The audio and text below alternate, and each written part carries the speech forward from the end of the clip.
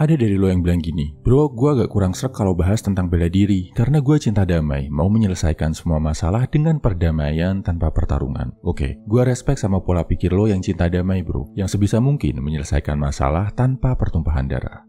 Sekarang, gue mau menyampaikan satu sudut pandang tentang bela diri yang mungkin akan mengubah pandangan lo tentang hal ini bro. Gak perlu takut belajar bela diri. Kalau lo belajar bela diri dengan benar, lo justru akan jadi cowok yang makin cinta damai bro. Kok bisa gitu? Karena berdasarkan pengalaman gua, mau belajar bela diri apapun, hal pertama yang diucapkan sama guru bela diri kita adalah jangan sampai lo melukai orang lain pakai ilmu bela diri yang diajarkan, kecuali dalam keadaan sangat terdesak. Dan kalau lo lihat master-master bela diri sejati, mereka semua penampilannya sangat adem, dingin, bijaksana, tenang, dan damai.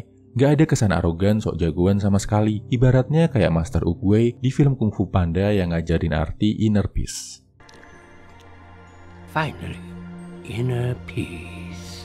Begitu juga atlet profesional bela diri, mereka justru menghindari banget pertarungan di jalan, karena kalau sampai mereka ketahuan ribut di jalan, lisensi mereka bisa dicabut. Yang kedua, lo harus sadar, gak semua hal di dunia ini bisa diselesaikan dengan silat lidah. Memang, sebisa mungkin lo harus menghindari risiko pertarungan, hindari konflik potensial. Kalau ada masalah, negosiasi dulu pakai mulut. Tapi terkadang ada kalanya lo ketemu orang-orang berniat jahat yang pengen mencelakai diri lo dan orang-orang tersayang. Dan ketika itu terjadi, ketika nggak bisa diselesaikan pakai kata-kata, otomatis lo sebagai cowok harus bisa melindungi diri sendiri. Disinilah kemampuan bela diri akan berguna banget. Satu hal lagi, saat belajar bela diri, lo akan mengalami yang namanya sparring, artinya latihan tarung. Saat sparring inilah, lo akan belajar untuk menekan ego, bertarung tanpa emosi, tanpa rasa sombong dan amarah. Sparring tujuan utamanya bukan menjatuhkan atau melukai lawan bro, tapi saling berlatih jurus, menyesuaikan diri sama lawan, biar lo dan dia jadi makin jago. Kalau lawan lo kurang jago, lo sebisa mungkin menyesuaikan sama levelnya.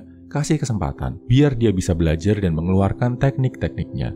Saat lo tahu dia kelelahan, lo turunin intensitas sparringnya. Saat lo harus menyerang lawan sparring lo juga harus berusaha melakukan serangan tanpa mencederai. Sesi sparring ini bikin lo belajar bersimpati sama lawan lo, belajar menekan ego dan punya belas kasihan bahkan saat bertarung. Jadi nggak perlu khawatir lo bakal jadi preman beringas nggak tahu aturan karena belajar bela diri bro.